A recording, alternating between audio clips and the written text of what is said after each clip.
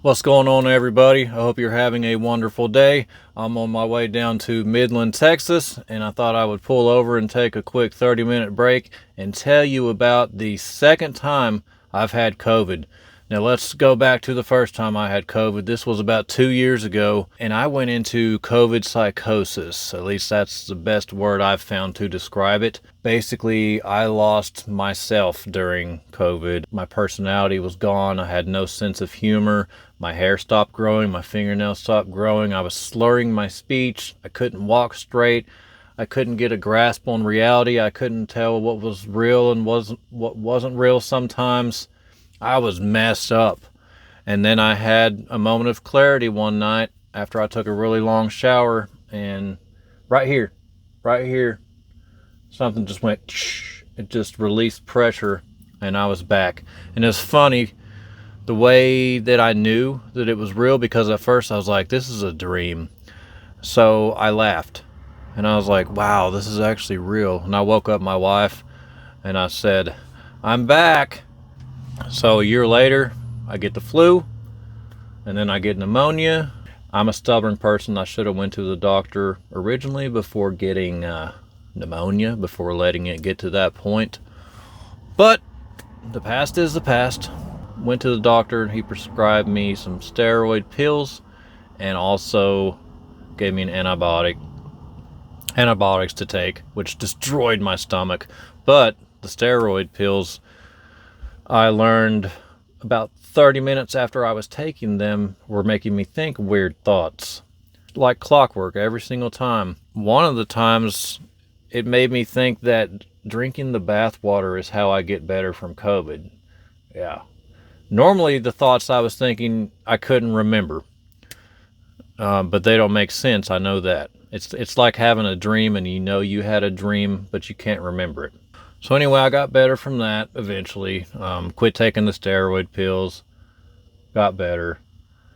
And a year later, I get COVID. Now, about a week before I got COVID, my voice sounded like it was all congested. And I was like, man, am I getting sick? And I went ahead and got tested for, COVID and the flu, and it came back negative. So I was like, I guess, I don't know, I just got allergies, and it just targeted my voice for some reason. I had that for about a week, and then me and Rebecca went on a cruise with a bunch of our friends, and that weird nasally voice went away during the cruise. Now we get back home from the cruise, she gets a call from one of her friends saying she got COVID. And I was like, crap, I probably got it. So me and Rebecca took an at-home test, and it showed positive for both of us to have COVID. I went to the doctor immediately because I don't play around with getting sick anymore. He said, well, I'm just going to treat you as if you have bad allergies and just give you a steroid shot. Now, I can't remember what they call it. I think it's Paxlovid. I was wanting that Paxlovid because I've heard that it kind of alleviates some of the problems with COVID and makes your experience a little easier. But he was saying that that's for more severe cases, and the side effects from Paxlovid are pretty bad. So, he's the doctor. I went ahead and got the shot.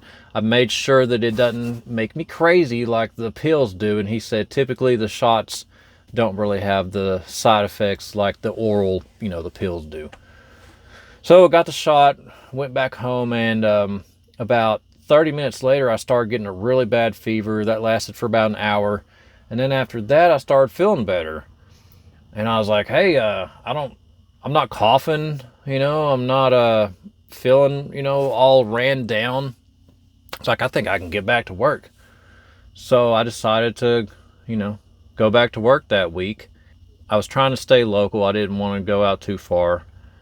And I think this was probably the 5th or the 6th day after the steroid shot, which is usually whenever the effectiveness of the shot starts to wear off. And I was out doing a local run, and boom, out of nowhere, I start thinking weird thoughts, exactly like I did when I had the flu. But the only difference is this time, no steroid pills were involved. And I was like, well, where's this coming from? These are the exact same thoughts. So that was aggravating and pretty scary, to be honest with you. That was scary. Now, these thoughts, I can't find anywhere online anybody that has the same experience as me. But what happens is, and you don't even know it when it happens, you get sucked into a thought. Usually the thought is extremely distressing, and usually the thought is something making me think I've found a way to get better. And it's usually something ridiculous, like, oh, I need to be driving that truck that's in front of me. If I was just in that truck, I would be better. Now, I can't tell you if that's something I've actually thought. I can tell you that the thoughts are absolutely insane. Now, I know that. I wish I could remember them. I've tried to verbalize them to Rebecca while I was in the moment, and I was just looking at her with this dead look, like nothing going on back here. And it was just it's just scary to have a thought that lives and dies only in me. I can't verbalize it. There's some sort of disconnect going on there.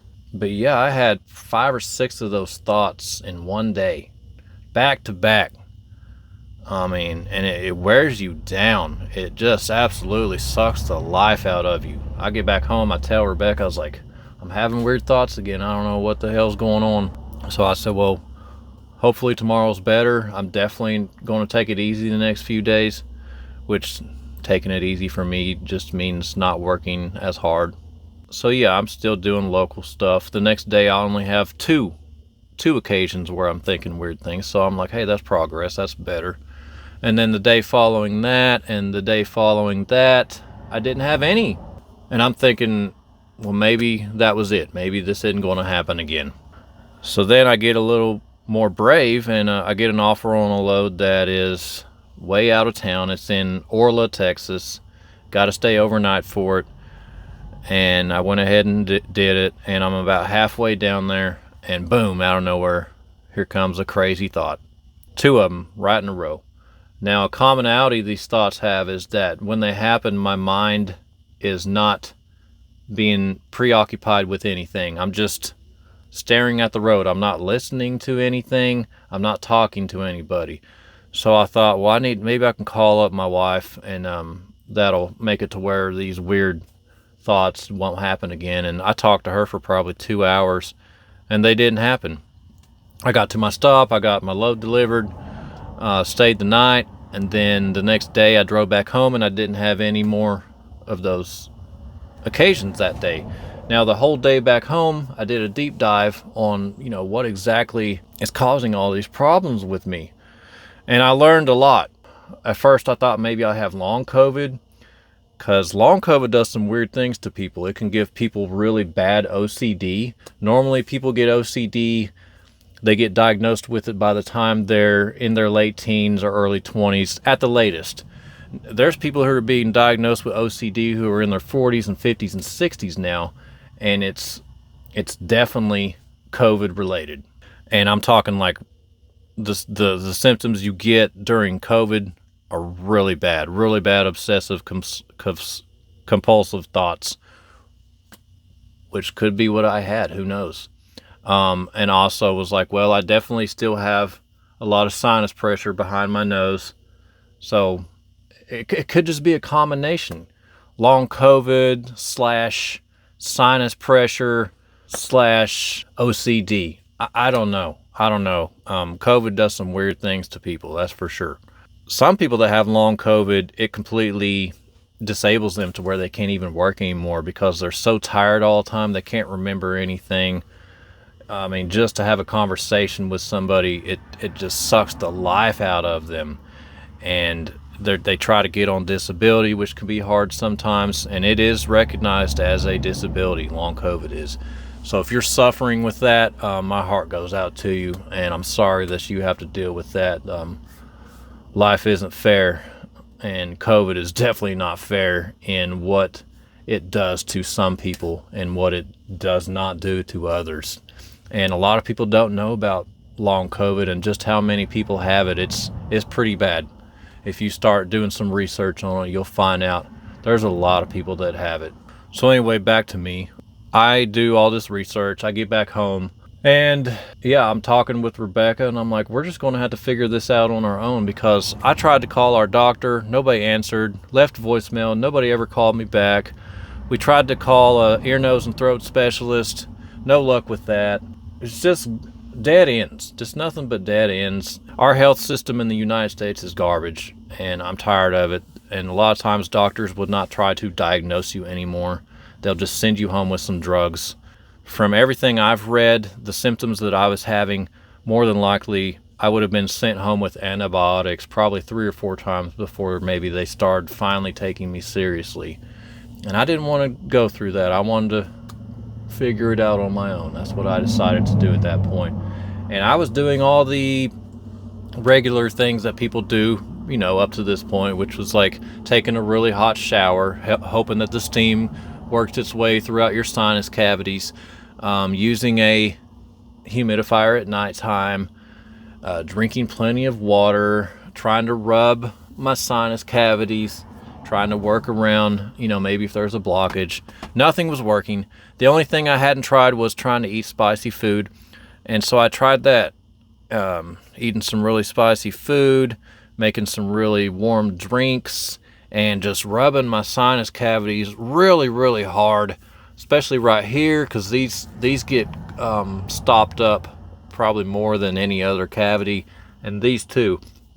Interesting thing about sinus infections, you can have a sinus infection and not have the typical symptoms of a sinus infection. Normally you're going to have a bunch of snot that's going to be all yellowish or greenish. You're going to sound like crap. They call that like a dry sinus infection, which can be like when one of your sinus cavities might collapse, and a side effect of that would be a bloody nose. And I actually was having a little bit of blood coming out of one of my nostrils. So I'm thinking, well, maybe I just have dry sinuses. I don't know. I was just trying to do everything I could to avoid having to go to a doctor, because I just know that's an absolute headache now. Unless you just get lucky and find a doctor that's actually going to try to figure out what's wrong with you, which is rare nowadays. I hate to say that, but it's just the truth. It's just the reality we live in now in the United States. If you have a good doctor, that's awesome, but don't act like we all have good doctors. We don't. We're at the mercy of our insurance company. So yeah, I'm doing all these things, and at some point during that evening, I had a crackling in my face, to where it felt like some stuff was moving around. Felt like I was breathing a little better.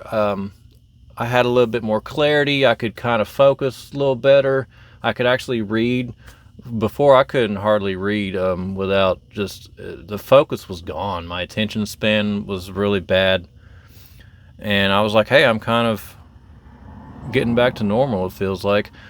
But I didn't want to get too happy about it, because there was multiple times during the sickness when I thought I was getting better and I actually wasn't. So I said, well, this is what I'm going to do. I'm going to sleep, and then the next day I'm going to go an entire day and see what happens. And if by the end of the day I'm not having all these normal, the sinus pressure and the feeling weird, then maybe I fixed it.